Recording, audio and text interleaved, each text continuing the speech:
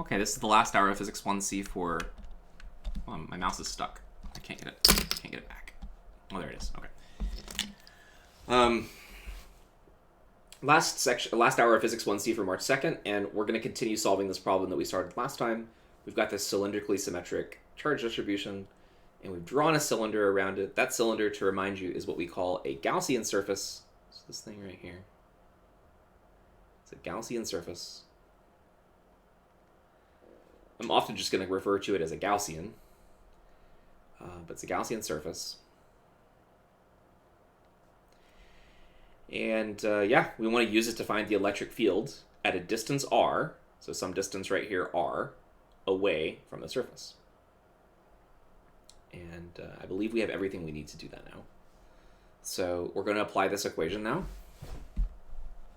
Our goal is to find the fields.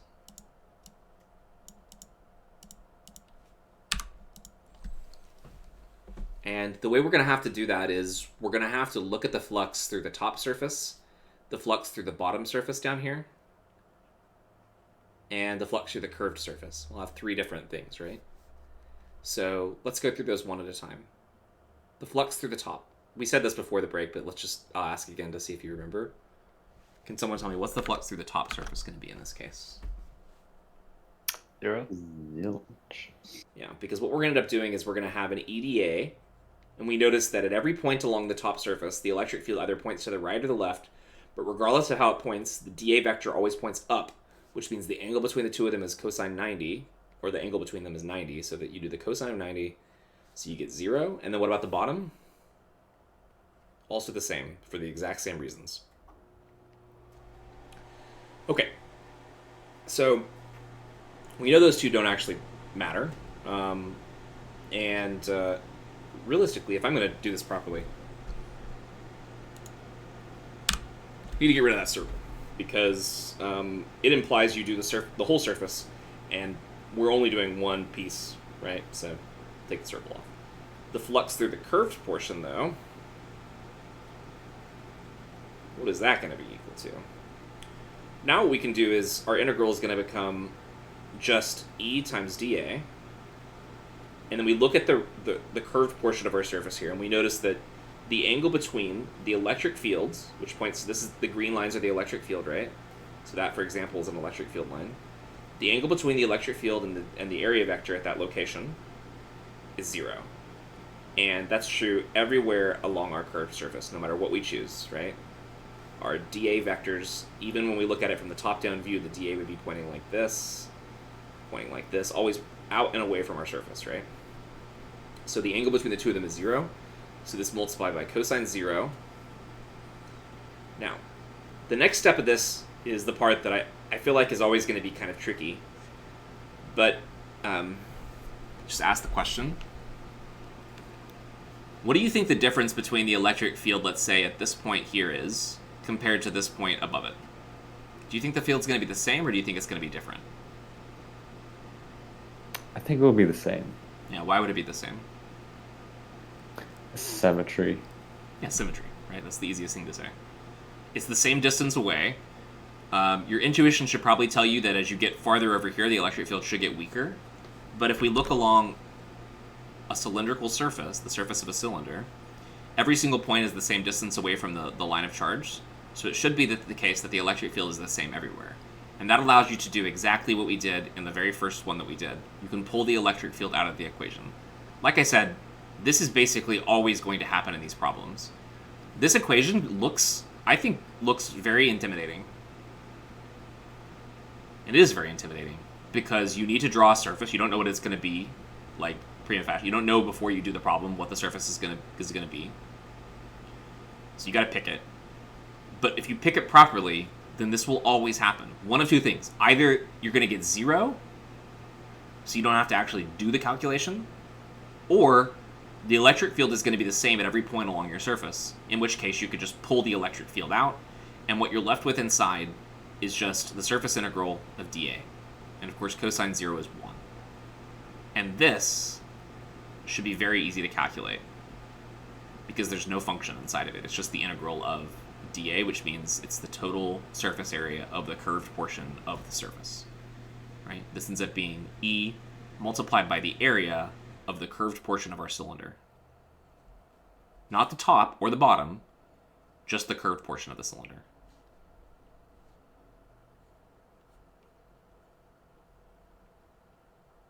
Look how simple that is. It's just E times A, and that's it. What is that actually going to be? What is the area of the curved surface? 2 pi r times the length. Yeah. Now, we haven't actually indicated what the length of our surface is here, so we better do that now. So the length is this. We'll just call it L. You can call it H if you want to use height. What do we want to do? Area of the curved surface is 2 pi L, 2 pi r times L. Oh, and r is the, r is the radius, right? In case that wasn't clear. It's the radius. So we're going to have E multiplied by 2 pi RL, and that's the flux through the curved surface.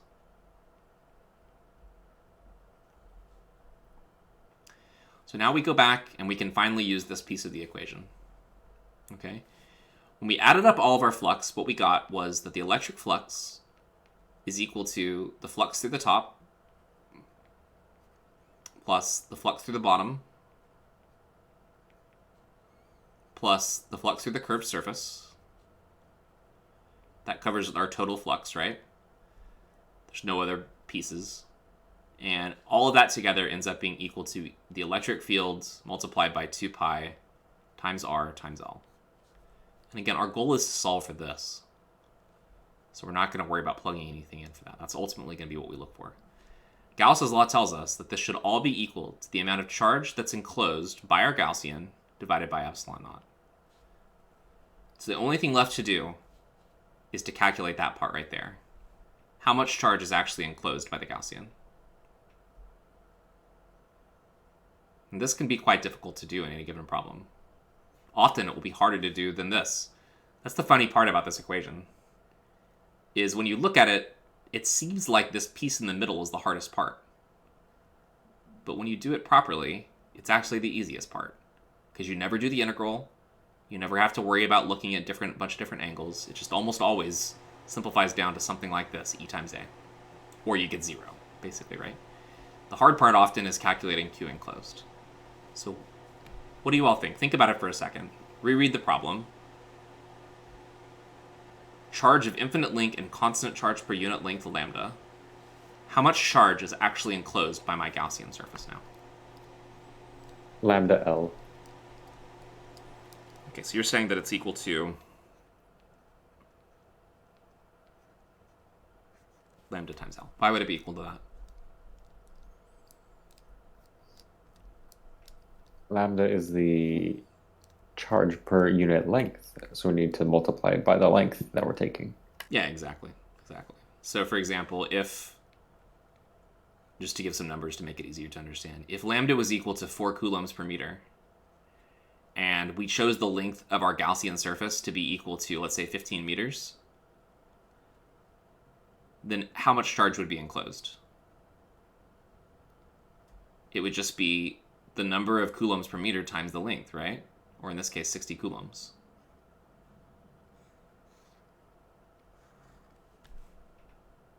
So you're right. It's just going to be the charge per unit length lambda multiplied by L. Does anyone have any questions about that?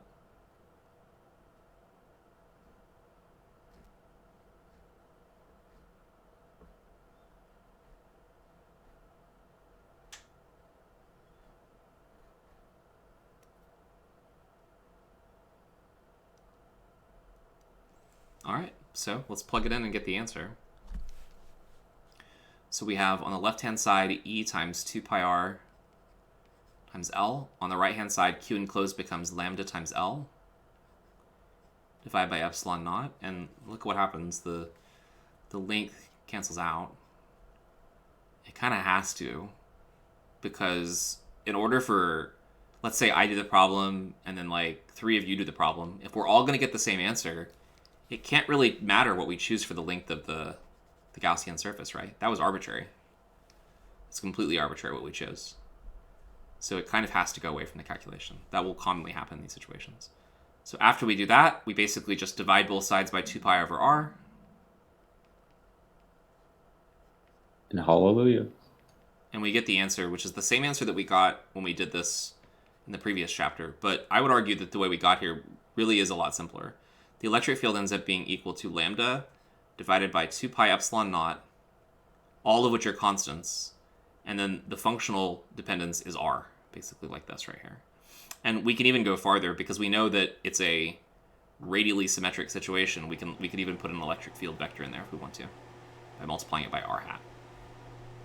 That's it. That's the answer. And if you go back and look at your notes, what we did in the previous chapter was we started with a rod that had a finite length, and then we looked at the limit when the rod became infinitely long, and we definitely got the exact same answer. Lambda over 2 pi epsilon naught with an r in the denominator. So there we go. That's our first real Gauss's law problem. And we'll build on the complexity of this, but if there's any pieces of what we did here that you don't understand, please let me know.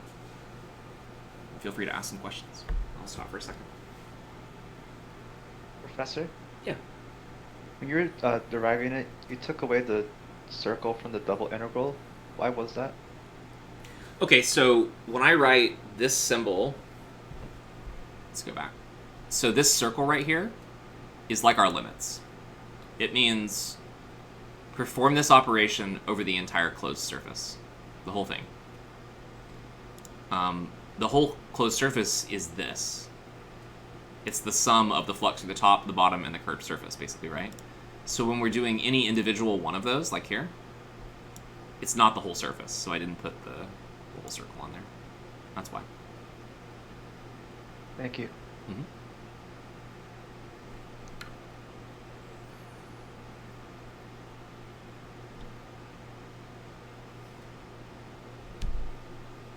You want to do another one?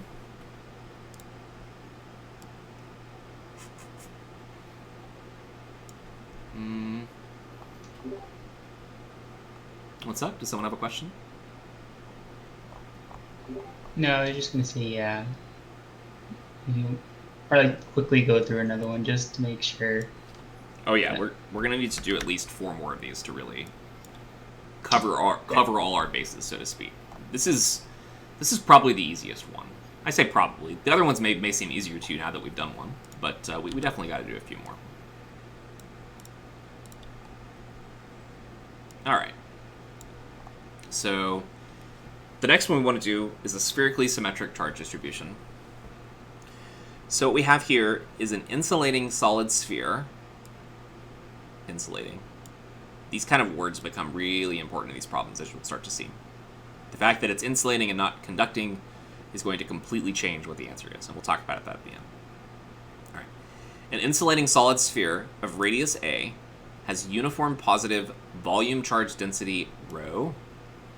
So this is the charge per unit volume. I'm going to write that over here, because I know that these things can seem kind of complicated. This is basically the charge divided by the volume, or just written in words, charge per unit volume. Okay, so it's a constant. If it confuses you to use the symbol right here, every time I use rho, you can just plug in a number, right? You could say, let rho be some number. Let rho be 10 coulombs per meter cubed or something simple like that. All right. It carries a total positive charge Q. We want to calculate the magnitude of the electric field at a point outside the sphere. This is going to be really easy. This will take very few steps. So here's our object. It's a sphere, so we need to draw another thing inside of it. And just show that it's a sphere. Something in the middle. Stretch it out a little bit. Okay. Now, this sphere contains positive charges that are basically smeared all throughout it, right? So there's positive charges out here on the surface, but we're loading or something. Or we're crashing. Okay, that's fine. All right, one note. Okay. So, positive, positive, positive. There's positive charges all throughout this object, but also in the center. And they're smeared uniformly all throughout it. Okay? All right. So the first thing that it says to do, what was the radius? A. All right, let's draw the radius on here too. That's our radius, A. And the total charge is Q. I don't need to necessarily draw that on the picture. Calculate the magnitude of the electric field at a point outside the sphere. So, if we go back to what I said earlier, the first step you want to do, here, we'll copy this down here so we can have, please.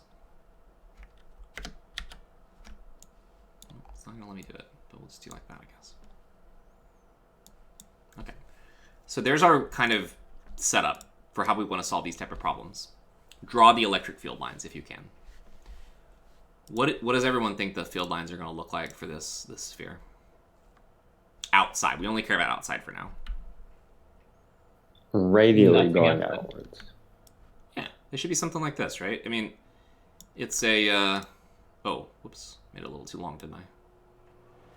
Yeah, they should be kind of pointing out, you know, basically like this. Just radially out away. I wish I didn't have to click and select this every single time, but alas, that's what we have to do. So field lines go like this. I'll draw 4 more.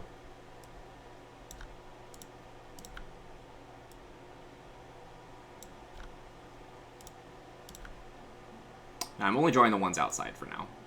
We don't really know what the ones inside look like, but we can get to that in a second. Okay, so those are our electric field lines. We'll label those. You always want to label not only your electric field lines, but you're also going to want to label your, well, we haven't drawn it yet, so, okay. There's our electric field lines. It's a spherical symmetry now. The field lines point radially out from the center.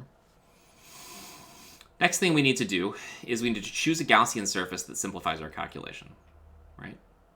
So it shouldn't be too hard to guess. What's our Gaussian surface probably going to look like in this case? A sphere. A sphere, exactly. So now we draw a larger sphere. And we make sure that it surrounds our object, right? So that's going to be our Gaussian surface.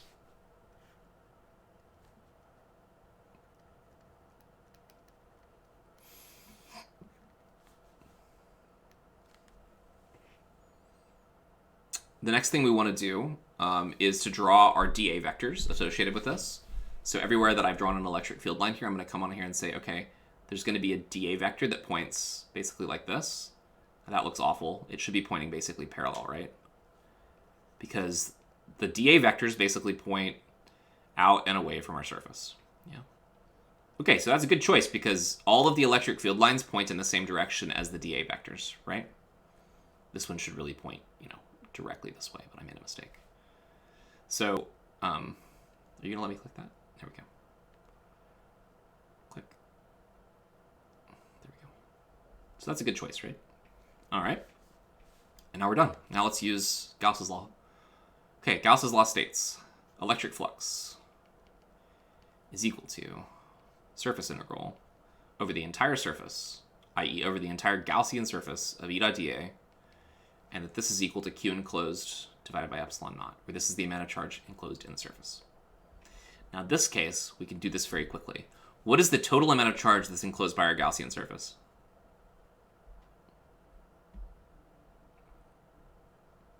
How much charge is inside our blue surface here?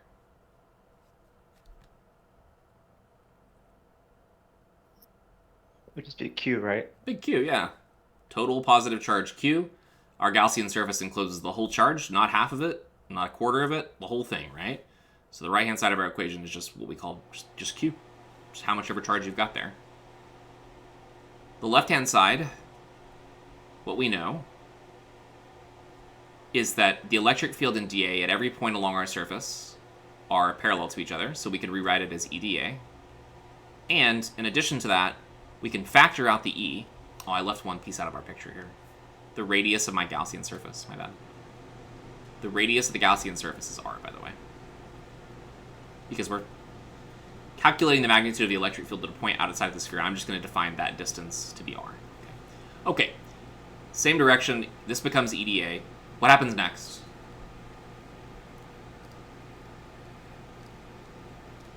Delvino, that would also work. When you said rho times volume, that would also work. Yep, rho times volume. You can see that from that equation right there for sure. And that is what we'll do in part B.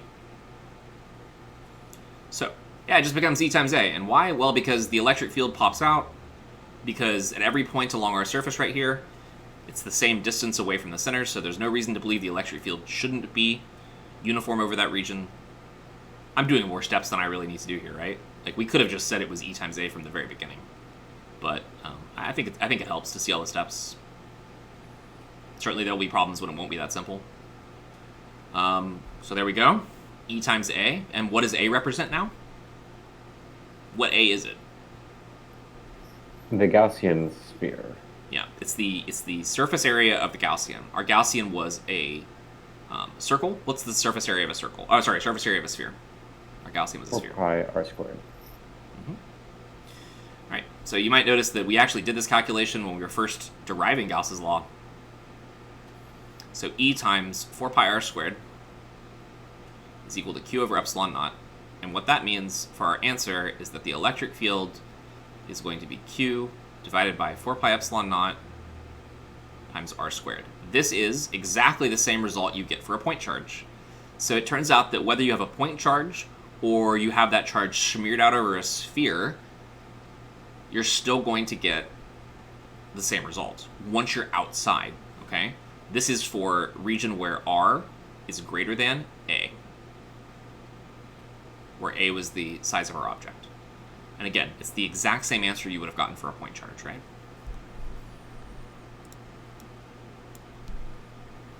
So let's go to the harder part. The next part says to find the magnitude of the electric field at a point inside the sphere, right? So if we want to go inside the sphere, I think it's acceptable to just take everything that we've got right here and just kind of make our Gaussian surface bigger now, okay? Or smaller, sorry, smaller. So now we want to find the electric field inside the sphere. And to do that, we're going to need to delete some of this stuff out here. We don't need these guys anymore. We don't need this one, this one, this one, that one.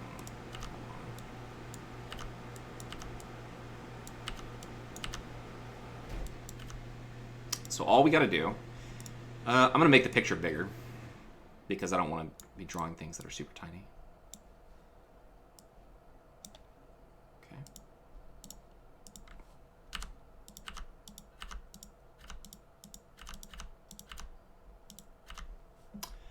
And then we'll just make this guy smaller. Oops.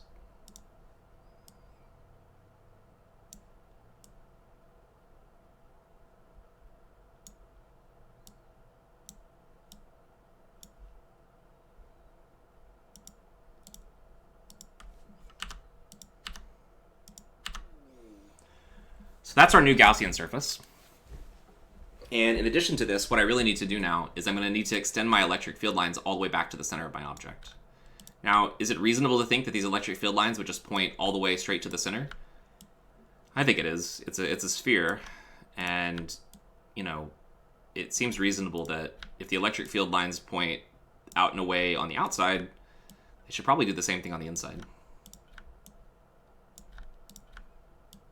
Like that. Okay, so just like before, the little blue line represents the Gaussian surface.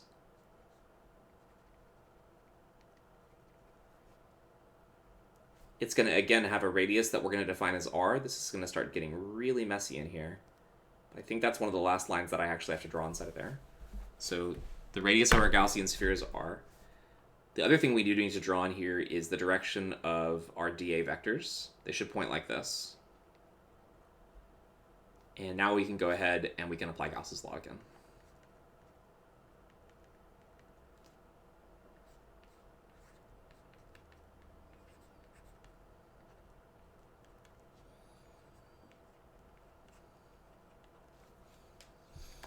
Okay, all the same stuff can be said on the left-hand side over here. Nothing is going to change. This entire thing is just going to fall out and just become the electric field multiplied by the area of the Gaussian, right? Surface area of the Gaussian, I should say. And just as before, that area is also going to be equal to 4 pi times r squared, right?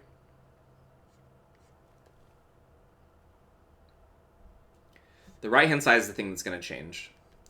So how can we define what the charge enclosed by the Gaussian is? take a moment to think about it yourselves and see what you come up with. And try to write an answer in the chat instead of just saying something. Everyone try to think about how would you write down the amount of charge enclosed in the Gaussian. See if you can put an answer in chat.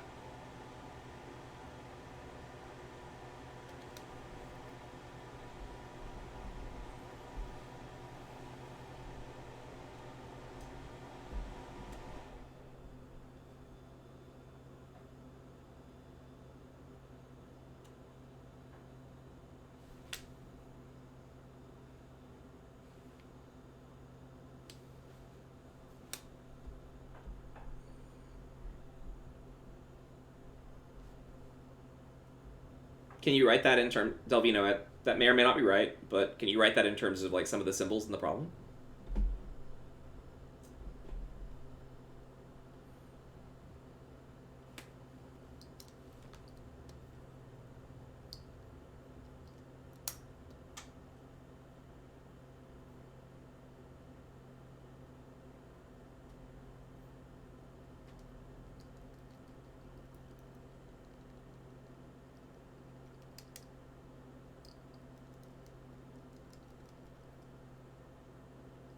Does anyone else want to get involved and try to make a guess other than these two people?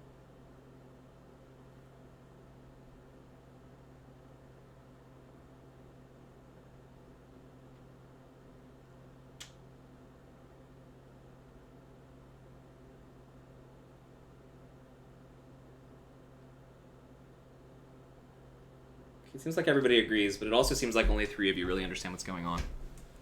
And that either means people just aren't paying attention, which is fine. I don't care if you're not paying attention or not. But if you are looking at your screen and you're not trying to at least try and answer, you need to get more brave. Okay, so you're right that the answer is basically just going to be that if you take the density of the charges, remember that the charges have a uniform density throughout the system, and that density is defined as rho. If you multiply that times the volume of the Gaussian, since rho is charge per unit meter, charge per unit meter cubed, if you multiply by the volume of the Gaussian, that's going to give you the amount of charge that's enclosed, right? So let's do that. On the right-hand side over here, the Q enclosed is just going to become the density multiplied by the volume of the Gaussian surface, the volume of that blue sphere, light blue sphere, and it's divided by epsilon naught. So what is rho? We said at the beginning that rho was basically the charge of the object divided by what I call the total volume. That'll be multiplied by the volume of the Gaussian divided by epsilon naught. Now we need to write our answer in terms of some of the variables given in the problem. So Q is just the charge, we don't need to change that. But the volume of the Gaussian should be, the volume of a sphere is 4/3 times pi times the radius of the sphere cubed. So the total volume, since the outer object, the black, the total object, has a volume of, has a radius of a, so the volume is going to be 4/3 times pi times a cubed, and then that's divided by epsilon naught.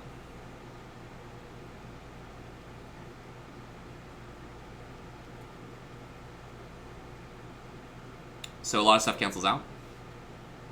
4/3 pi, 4/3 pi. There's an r cubed on the right side. There's an r squared over here. So what we end up having is that E is equal to Q over 4 pi a cubed epsilon naught, and then all of that is multiplied by r, because there's one r that's remaining right here. And this is going to be for r less than a. And if we take our solution from the previous part, pull it down here so we can see both of them at the same time, that's going to give us the electric field throughout the entire region and what it will look like if we plot electric fields as a function of radius. Inside, up to the point where we get to r equal to a, right? the electric field is described by that equation, and it appears to be proportional to R. The electric field is proportional to R. So what does that look like? What is that equation going to look like? Everything in parentheses is a constant, right? It's a line. It's just a line. Increasing from left to right. Yeah, exactly. Just a uniform slope, where the slope of the line is going to be given by that all that stuff in parentheses, right? As soon as we get up to A, though, the electric field starts to fall off as 1 over R squared. So then it does this, asymptotically approaching 0 as you get farther and farther away. And you can kind of verify that you get the same answer, right, if you plug in R equal to A. Right? If you plug in R equal to A here, you'll get A over 8 cubed, which will become A squared. And if you plug in R equal to A here, you'll get the exact same thing. So that's good. The two equations match at the boundary, right here. Oh, the graph is blocked by the... So sorry. Like that. Thank you. That's what it's going to look like. Does anyone have any questions?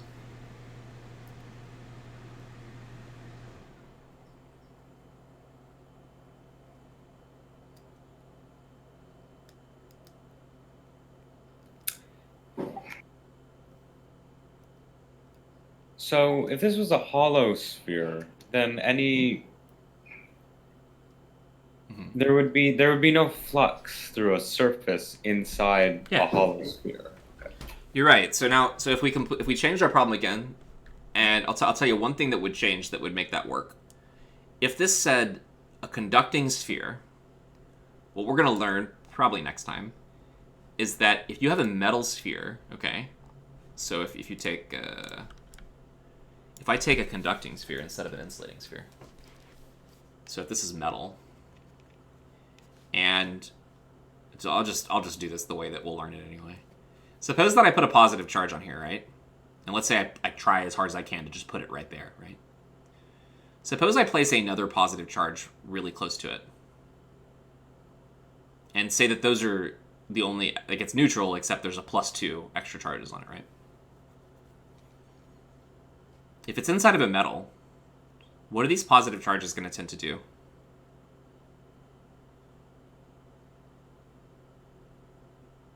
What do we know the difference between a metal and a conductor and an insulator is? Well, the charges are going to want to get away from each other. They're going to try to get away from each other. So now, why didn't we look at this problem and say the same thing? Be like, oh, well, why are all these charges right here in the middle really close to each other?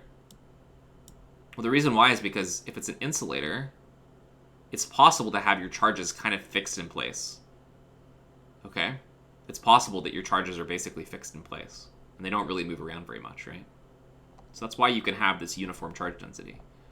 But in a conductor, that's just not true anymore. And as soon as I try to put another charge right here, what's going to happen is that these charges are basically going to move as far apart from each other as they can, which, in the case of just two charges, that would be on opposite sides like this right here, right? And if you put more and more charges in here, it's just going to make the charges basically all spread out as far as they can. And what's the farthest they can possibly spread out? Well, if I put like 8 charges on here, if we think of it as a circle at least, if it's like a ring, the charges will basically just get as far apart as they possibly can, just like that right there, right? So what we know is for metals, all the charge goes to the surface. We're going to prove this next time. But what happens then is if I want to find the electric field inside of here, then just as you said, Cam, what was it you said? What's the issue with this one? There would be no charge inside that Gaussian surface. Right. So in order to do this, we have to kind of think about what would happen. If I draw a Gaussian surface on the outside, nothing changes, right? The flux is exactly the same as it was before. If we say that this object carries the same amount of charge as the previous problem, then the electric field on the outside looks exactly the same. This region right here is exactly the same, right?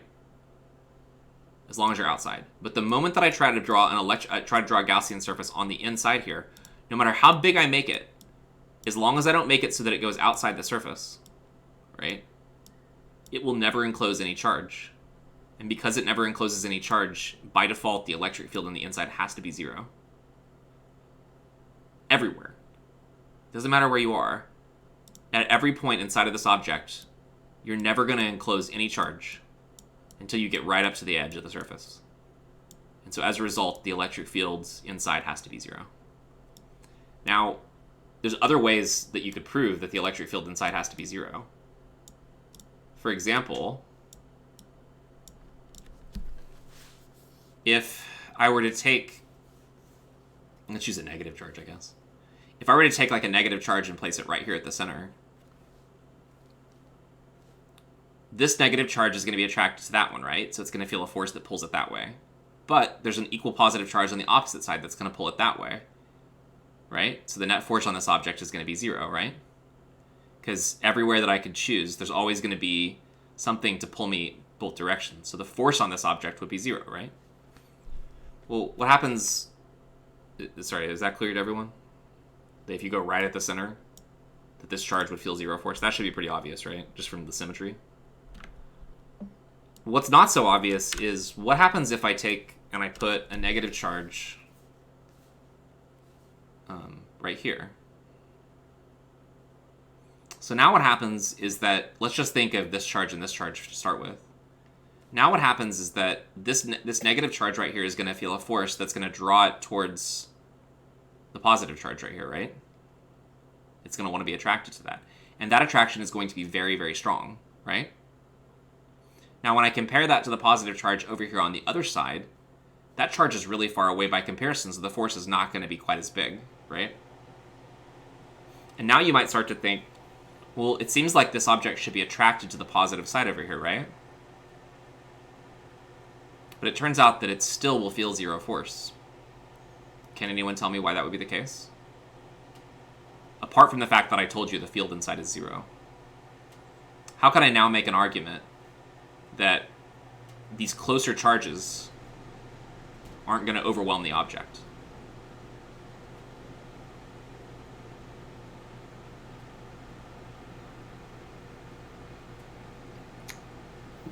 Well, if it pushes, if like, I'm thinking that all of the other charges are acting on this through their forces. So if this charge moves, then it's just going to be kind of shoved closer to another charge, and Okay. that will increase force. So DeHao's saying force from all the other charges adding up. That's right, DeHao. So if you think about it, you've got like just 3 charges over here that are going to create a really big force. But on the other side, it's not the same, right? And 3 on this side and 5 on this side, right? So even though you're closer to the left-hand side of the object, you've got more charges on the right-hand side of the object. And it turns out if you do some calculus, and you're welcome to do this yourself if you want to. It's a relatively complicated calculus problem. You can prove that the sum of all forces acting on this charge will be 0, regardless of where you place it in the object. That's right, Prince Ali. It's more attracted to the ones nearby, while the other ones are further, so they're weaker. But there's more charges, right? There's more charges that are farther away. So you can imagine that there's a kind of balance that's struck, and it ends up with a cancellation. Yeah. Now, if you really want to do this, you need to do it over a sphere. And if you go back to the chapter on gravity, your book actually kind of actually proves it. But they prove it by using gravitational potential energy. And in order to do it with electricity, you kind of need a definition of electrical potential energy, which we won't get until next week. But in principle, it is possible to do it. Okay, so yeah, the fact that the problem we did before was an insulator meant that all of the charges could be smooth throughout. So just remember this when you're doing your homework and when you're doing any of the problems in this class. You need to pay attention to words like this. Insulating versus conducting is going to have a big effect on how the answers are going to work out. Okay, so we're out of time. We could probably do this last one, but it's just as easy. This one doesn't take very long, and we'll do it next time. Yeah, I don't want to rush through it in 6 minutes, so we'll just stop right there. So thanks for coming today, and hope you all have a good evening. I'll stick around if you do have questions.